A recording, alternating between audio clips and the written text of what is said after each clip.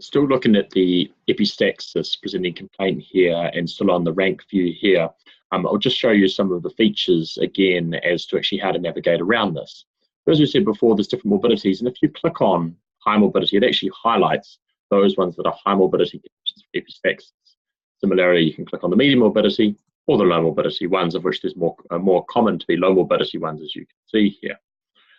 As we said before, each of these with highlighted headings, so that's history, red flags, exam, all linked to a reference point.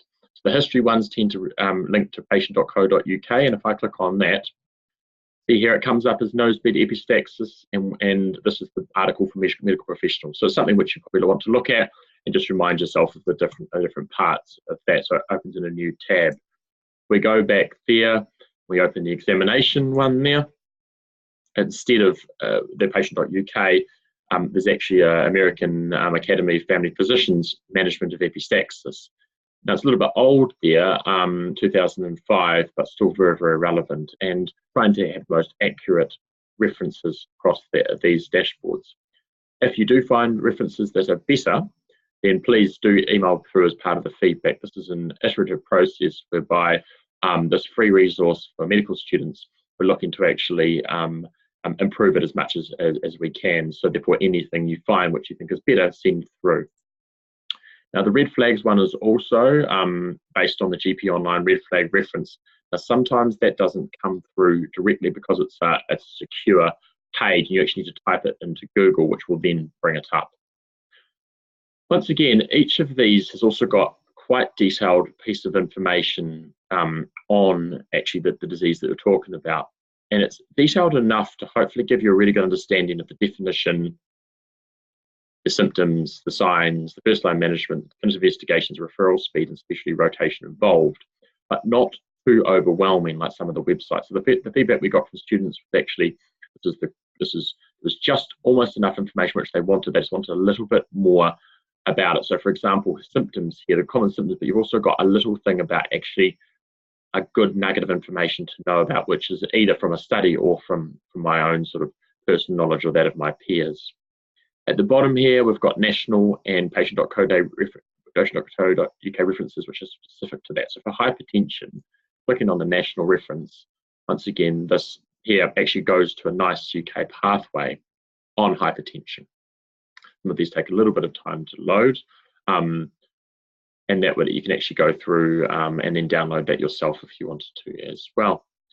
Similarly, for example, raised intracranial pressure here, you can actually go to the patient.uk reference specifically for raised intracranial pressure, and there it pops up as the article for medical professionals.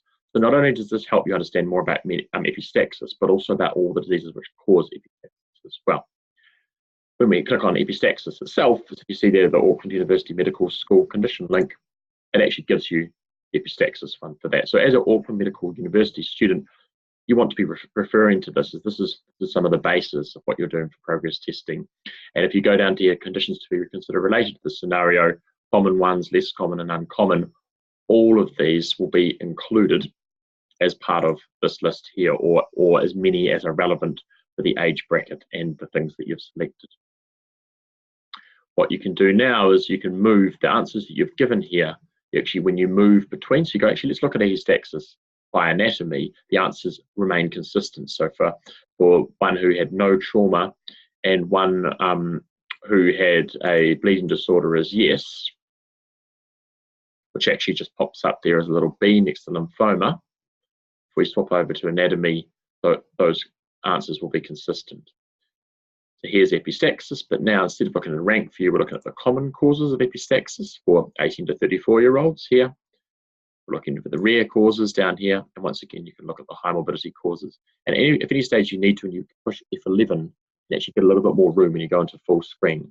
That's helpful for some of these ones where there's actually quite a bit of information to cover. And as I take that off, I show once again all the causes for this age bracket here with no trauma, not anticoagulated, and with a bleeding disorder which holds that. So it's really good for moving between each of those different types of views for maximal learning.